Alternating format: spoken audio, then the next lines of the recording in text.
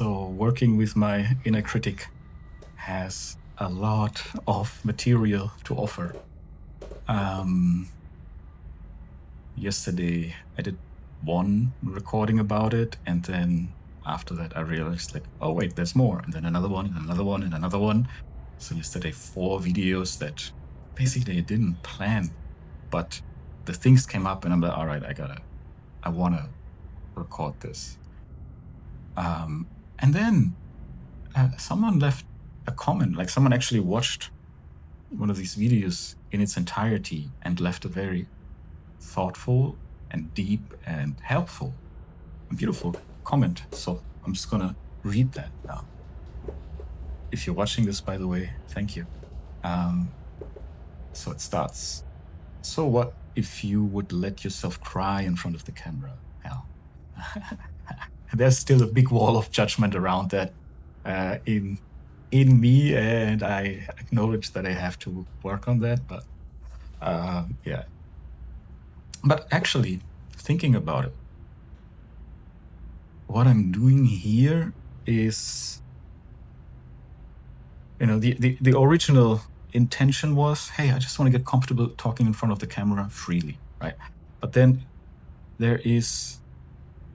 it kind of like dipped into this thing where I'm like, oh, just by doing that, I'm tapping into themes in my life and deeper topics and issues, if you want to label it that way. Where I'm like, oh, okay, and then I'm kind of like exploring it in front of the camera and articulating it out loud. And what I found so far after these few days where I've been doing this is that I find it helpful that I do this out loud rather than in my head. It creates more clarity and almost like a stronger connect between my inner world and the outer reality, and that connection feels good and is clarifying, right? So cycling back to the question of, so what if I would let myself cry in front of the camera, right? My first reaction here was, no way, I don't want to be one of those people. But then I'm like, okay, if that is what I'm doing, like if I'm exploring these inner things here, and I touch on something that makes me cry, and I don't, then I'm not exploring fully, right? There's a barrier that I put up. And honestly, I'm like, I don't plan to cry in front of the camera. I hope I won't, but I see the point of saying, so what? So what if I cry in front of the camera? Actually, I should not allow myself to cry in front of the camera, because it's kind of limiting what I'm doing here, right? So, I don't know if I can, right? And I'm not trying to, but I don't know if I can, but let's put it this way. If I get to a point where I explore a topic and suddenly, floodgates open, I will not hold back as good as I can, right? I'll try. And then, I can record and I can still decide, this one is not for publication, or maybe I actually do some editing, right? And just, but yeah, this is my intention. I will not hold back, right? I will not limit myself. I will not put up that wall. I'll see it's there, but I'll be all right. I don't need to limit myself because of that. So thank you for that at the beginning first. And then, okay. So what if you let yourself cry in front of the camera? And what about the second level of judgments you mentioned, when you judged yourself about being judgmental, about having the inner critic thoughts in the first place? Yeah. That is true. There's again the layers of the onions, right? Um, and I, you know, I've been playing with that to some degree and trying to frame it as, I dance with it and I'm fine with it and I accept it and I embrace it. But it's a delicate balancing act, right? Where it's not easy, but my intention really is being okay with being judgmental and being okay with having that inner critic and acknowledging it and appreciating it for the good it does, because sometimes the inner critic is good, right? I would do a lot more stupid things without the inner critic. And sometimes it helps me to do something in a better way than I would have otherwise. So that function it fulfills very well, right? Now, in other situations, in many other situations in life, it causes damage, right? But that's a good point. I find it helped me a lot when I went to what is the first memory I have had of receiving this kind of judgment, both for the internal criticism as well as the follow-up criticism. Yeah.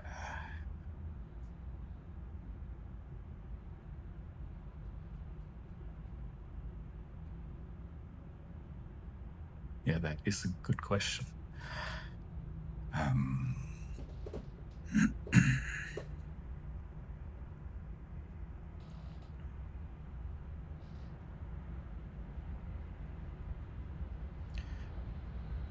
As well as approaching myself from a more forgiving standpoint.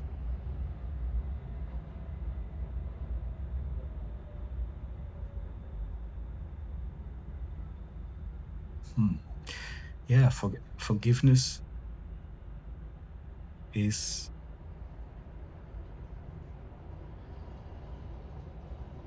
very powerful, right? Extending it to others and extending it to yourself, giving yourself forgiveness.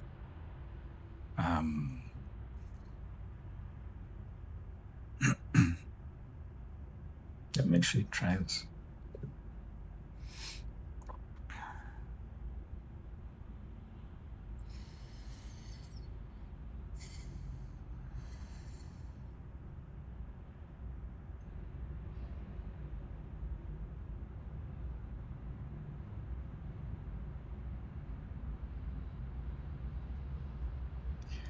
Okay. This is gonna take some time. I'll do this exercise again later off camera in more depth and give it more time. But yeah, if anyone is watching this and there's the inner critic, I feel like these two questions or these 2 points already are, I can just try it, right? What is the first memory I have had of receiving this kind of judgment? And then approach yourself from a more forgiving standpoint. And then so this one again, it just, what follows now also shows that we're all not that different, right? As much as we struggle with our own issues and we feel like, oh my God, what's wrong with me? But here, and I don't mean that I could force myself to be compassionate. That would involve judging again, blaming if I'm not immediately successful or at it, but rather think of it how you would talk to a child when you want to comfort it, or a friend whom you want to help and get better. What would you say to them? What would you want them to know? This is I actually have a very vivid story around that. So I have a daughter, and I was snowboarding for the first time a few years ago. And if you start snowboarding as a middle-aged man, and you don't have like skating or surfing experience, you'll fall on your ass really, really, really often. And then I was in this class with different people, and there were a lot of younger people, and I sucked at it, right? And I was trying to keep up, but then I fell on my ass so many times, and at some point I'm like, what the fucking shit? In my head, I got it's all, why is this shit so difficult? Why can't you do it? What the fuck? This is not so difficult. Right? And then there was a moment where I was like, wow, if my daughter would be here and she would be falling down all the time, would I talk to her like that? No, no way. And so I was like, well, how would I talk with her? And then they're like, you can do it. Come on, keep going. You can do it. And I wanted to, I don't want to go too far because like in my mind, it's like chained with her name and that kind of, but actually in my mind, I'm using her name. And I don't want to share her name here, but what then happened was almost like a mini miracle, because suddenly it was like almost like a switch. I was just gliding, and I understood. I had the feeling for it. And I was gliding around curves where it got steeper. And I was leaning into the right direction and everything. So it was really like a switch where I was just like beforehand, almost unconsciously being so harsh and criticizing myself all the time and blaming myself and why is this fucking shit so difficult and this is all that, and falling down all the time and being frustrated about it, to talking to myself as if I would talk to my daughter, encouraging her, cheering her on, right? And all of a sudden, I could do it. And so that is something I go back to again and again and again throughout life, and it's been very helpful. So yeah, anyone who has that inner critical voice, definitely do that, because we are so, like, we treat ourselves. It's really a double standard, so different from the way we treat other people. And we treat ourselves so much meaner. And I think that's true for most people. And we don't deserve that, honestly. Like we all deserve a break and compassion and forgiveness.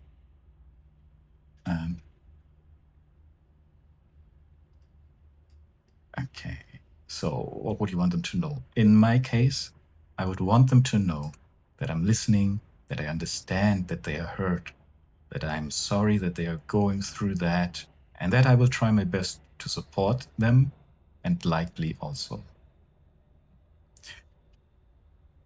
I would want them to know that they don't have to be alone, and that I won't abandon them in their need. Yeah. Huh. This one, it's like a boom, like a bell hit here inside. And I don't know why. I can't pinpoint it clearly yet, but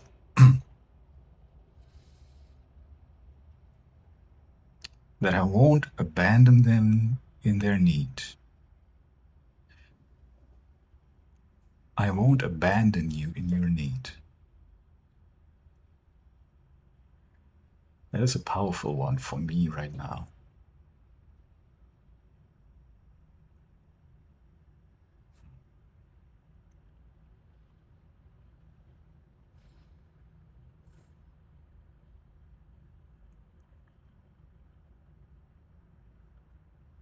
I won't abandon you in your need.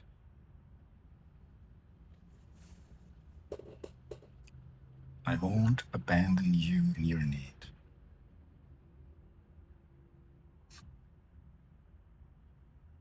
Oh yeah, there's sharp, a sharp pain here. Without, like, clearly some memory in my mind that, like, that way I could say, oh yeah, that was it. There's some, of course, here and there different situations, but there's not one where I can say, oh, that's the root one.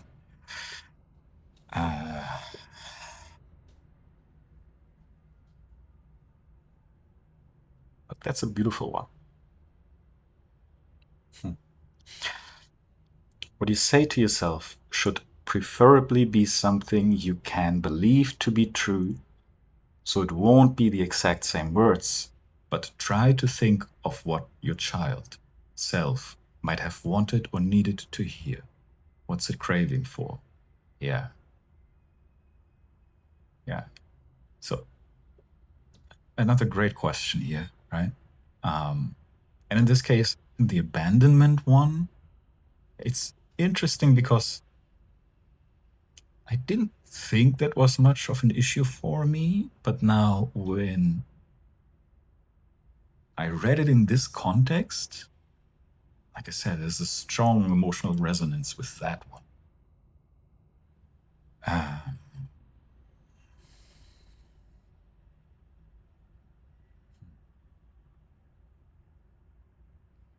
But yeah,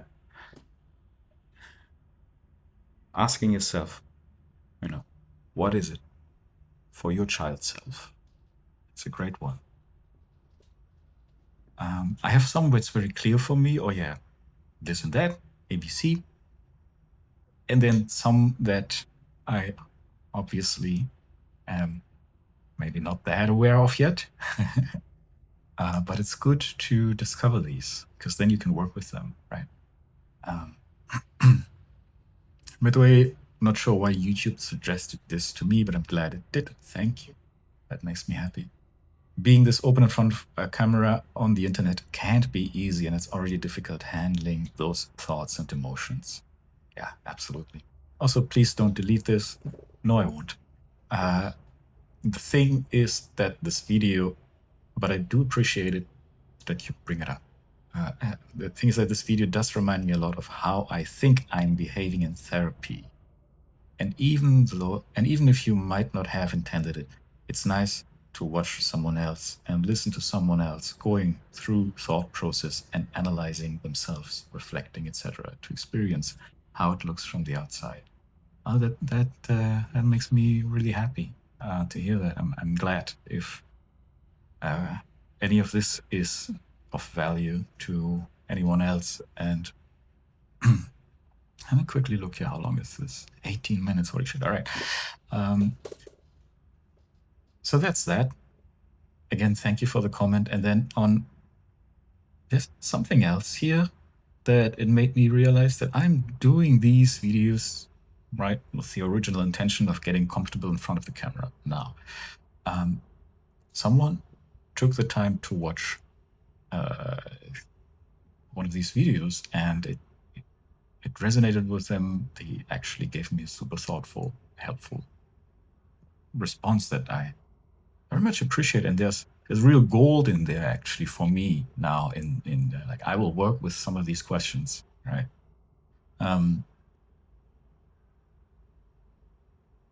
Also,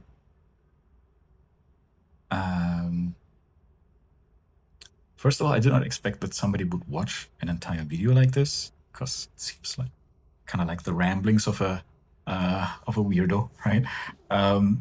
And random ramblings of a weirdo. But then also, it actually feels good to be seen, right? And I think that might be one of the underlying wishes that's behind this, hey, get comfortable in front of the camera. To be seen in my entirety, and to allow myself to be seen, to allow myself to open up, to allow myself to share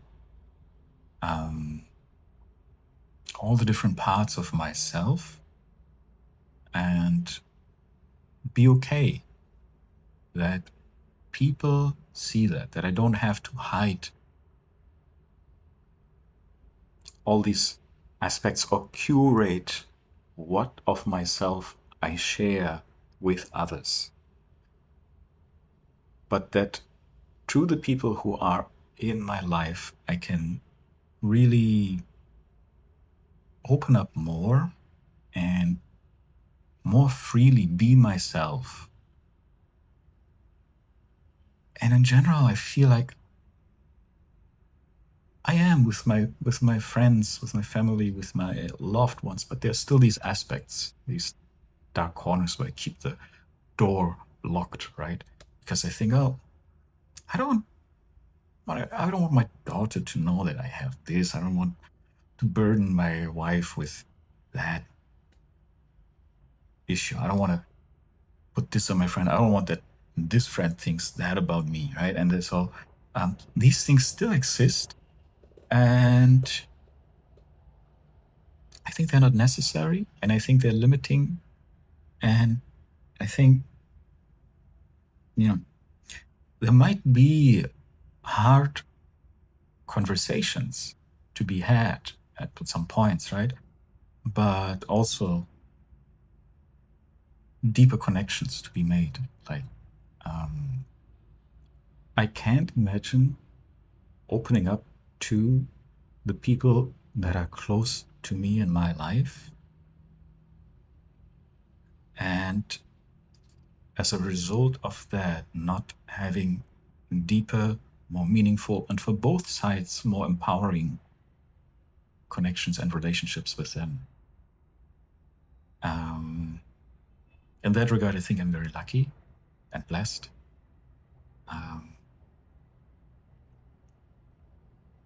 But yeah, just the fact that somebody watched like one of these videos in its entirety and then got value out of it and shared so much, gave so much value in return back also through, how they're working through it.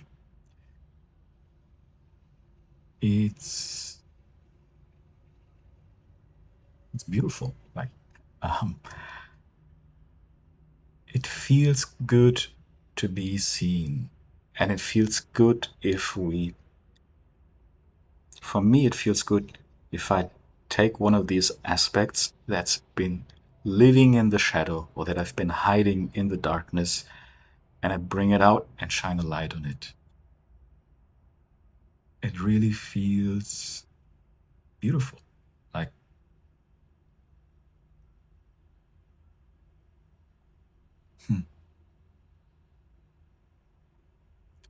nourishing something that has been, can't think of the word now, but almost starved for a very long time, right? Like undernourished, and had a kind of attention deficiency, right? And when you shine light on it, when you give it attention, you allow it to blossom into something more beautiful. And so that's maybe the beauty of being seen, right? So yeah, I'll wrap this up by just sending a little bit of gratitude for that person and the thoughtful comment they left.